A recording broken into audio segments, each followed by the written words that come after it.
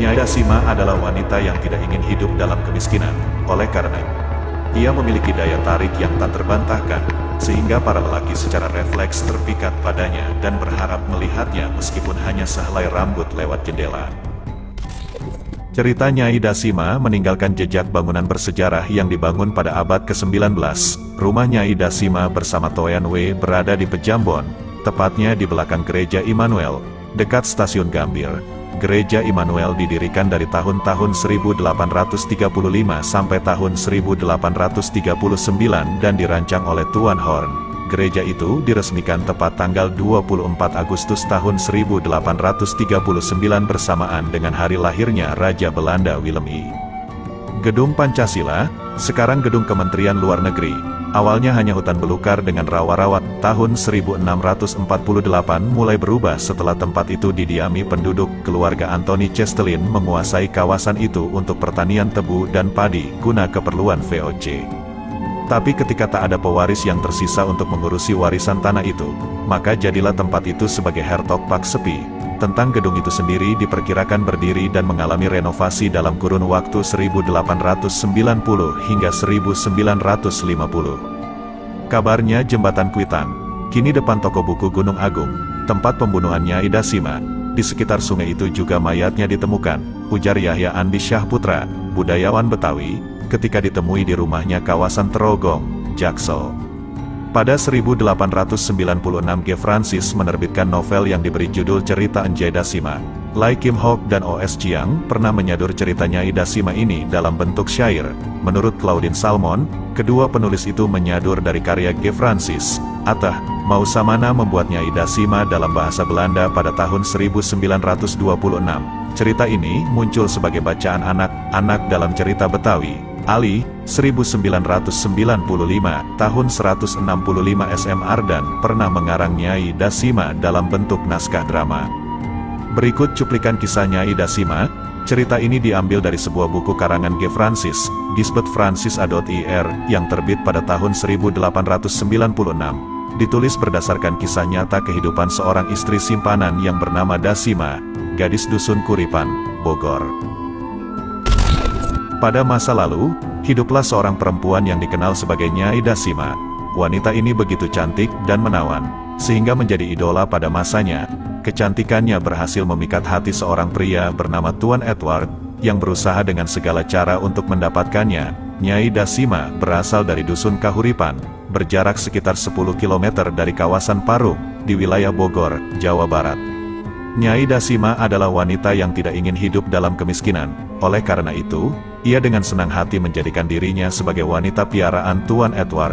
Dari hubungan mereka, lahir seorang anak perempuan yang diberi nama Nancy. Meskipun telah menjadi ibu, Nyai Dasima tetap memancarkan kecantikan seperti masa mudanya. Hal ini membuat Tuan Edward semakin terpesona dan memberikan rumah serta pembantu untuk melayani keperluan Nyai Dasima. Awalnya, mereka tinggal di Curug Tangerang sebelum pindah ke Pejambon, Batavia. Ketika lelaki dewasa melewati rumahnya, mereka tidak dapat menahan air liur mereka karena keindahan Nyai Dasima. Bagi mereka yang sudah beristri, timbul penyesalan mengapa tidak menikahi Nyai Dasima saja, karena diyakini akan membawa kebahagiaan dengan cahaya kecantikannya, kulit yang halus, dan bentuk tubuhnya yang anggun. Begitu pula, bagi para duda dan lelaki lajang, timbul keinginan untuk memperistrikan Nyai Dasima. Ia memiliki daya tarik yang tak terbantahkan, sehingga para lelaki secara refleks terpikat padanya dan berharap melihatnya meskipun hanya sehelai rambut lewat jendela. Di antara mereka, ada seorang tukang sado lokal bernama Samyun yang beruntung. Dia memiliki paman yang merupakan seorang tentara dengan jabatan Komandan Onder Distrik Gambir, sehingga memiliki kesempatan untuk masuk ke rumah Nyai Dasima atas urusan pamannya. Samyun sebenarnya telah beristri, tetapi kehadiran Nyai Dasima membuat hatinya goyah. Istrinya, Hayati, yang dulunya dipuja dan diburu, kini tak lebih baginya dari kendaraan tua rongsokan jika dibandingkan dengan Nyai Dasima yang bagaikan kereta kencana para raja. Samyun menjadi tergila-gila dan merubah pegangan agamanya, menghalalkan segala cara untuk mendapatkan Nyai Dasima yang dianggapnya seperti Cleopatra dalam mitologi Yunani atau Sinta dalam cerita pewayangan. Dengan bantuan Haji Salihun di Pecenongan, Samyun mencari guna-guna agar bisa memenangkan hati Nyai Dasima yang cantik rupawan. ia bahkan menyusupkan rambut Nyai Dasima untuk dimanfaatkan dalam permainan mistik. Perlahan, Nyai Dasima berubah pandangan pada Samyun dan menganggapnya sebagai pria gagah di Batavia yang tak tertandingi oleh Tuan Edward, yang hanyalah seorang lelaki tua tak berharga di Pasar Senen. Melalui permainan mistik, Samyun akhirnya mendekati Nyai Dasima, dan mereka pergi ke rumah Mak Soleha, ibu Samyun. Nyai Dasima menetap di rumah tersebut, yang terletak di bilangan Kuitang, yang dulunya berawal dari kata Kuitang Kiam, seorang pendekar China terkenal di Batavia pada masa itu. Sebelum melanjutkan rencananya, Samyun bersekongkol dengan Hayati, istrinya.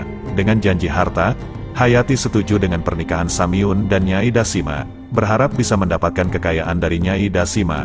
Persetujuan ini membuat Samyun yakin dalam mendapatkan Nyai Dasima.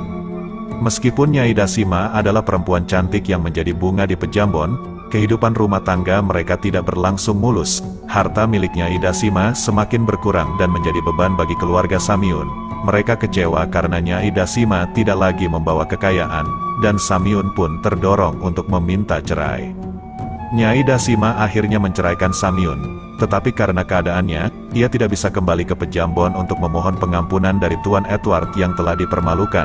Nyai Dasima terjerat dan tetap tinggal di rumah Samyun karena tak memiliki keluarga di Batavia dan tidak memiliki uang untuk pulang ke kampung halamannya.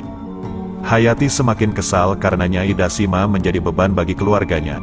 Dia mendesak Samyun untuk menyingkirkan Nyai Dasima, namun Samyun bimbang dan berusaha mencari cara untuk melakukannya. Di sisi lain, Samyun masih merasa simpatik pada Nyai Dasima dan menghadapi konflik batin dalam hatinya. Mak Soleha, ibunda Samyun, awalnya marah pada Nyai Dasima, tetapi perasaannya berubah ketika Hayati menuntut untuk memiliki bagian dari harta Nyai Dasima. Mak Soleha berbalik dan meminta Samyun menceraikan Hayati agar dia bisa menikahi Nyai Dasima dengan sepenuhnya. Namun, Samyun merasa terjebak dalam kebingungannya dan tak mampu mengambil keputusan. Hal ini dimanfaatkan oleh Hayati yang terus menuntut bagian dari harta Nyai Dasima. Di saat yang krusial, sebuah tragedi menghampiri Nyai Dasima. Pada suatu hari, saat mereka berdua berjalan menuju Kali Ciliwung, Samyun membawa Nyai Dasima untuk mendengarkan pertunjukan tukang cerita tentang Amir Hamzah di Gang Ketapang, Jalan Gajah Mada. Namun, di tengah jembatan, sebuah bayangan muncul. Seorang lelaki kekar dengan cepat mendekati Nyai Dasima dan mencoba membunuhnya. Namun pukulan itu hanya mengenai bagian belakang kepala dan melukainya parah. Ternyata, inilah rencana yang sudah lama direncanakan oleh Samyun. Ia telah menyewa Bang Puase untuk membunuh Nyai Dasima. Setelah terluka, Nyai Dasima mencoba meminta pertolongan dari Samyun, tetapi ia hanya berdiri di seberang jembatan tanpa membantunya. Akhirnya, dengan bantuan golok dari Bang Puase, Nyai Dasima tewas dengan tragis dan mayatnya hanyut terbawa arus Kali Ciliwung. Tuan Edward sangat terpukul dengan kejadian ini dan melaporkannya ke polisi. Bang Puase akhirnya tertangkap, dan karena bukti yang cukup, dia dihukum mati dengan digantung. Sementara itu, Samyun berhasil melarikan diri dan tidak pernah kembali ke Kuitang karena takut ditangkap. Dia tetap bersembunyi karena perannya sebagai dalang di balik pembunuhan Nyai Dasima. Selama 200 tahun berlalu, legenda dan mitos Nyai Dasima tetap hidup dan diyakini masyarakat hingga saat ini. Konon, sosoknya masih bergentayangan hingga Gedung Pancasila di Jakarta Pusat. Kisah tragis Nyai Dasima menjadi salah satu legenda misterius dalam sejarah Kuitang.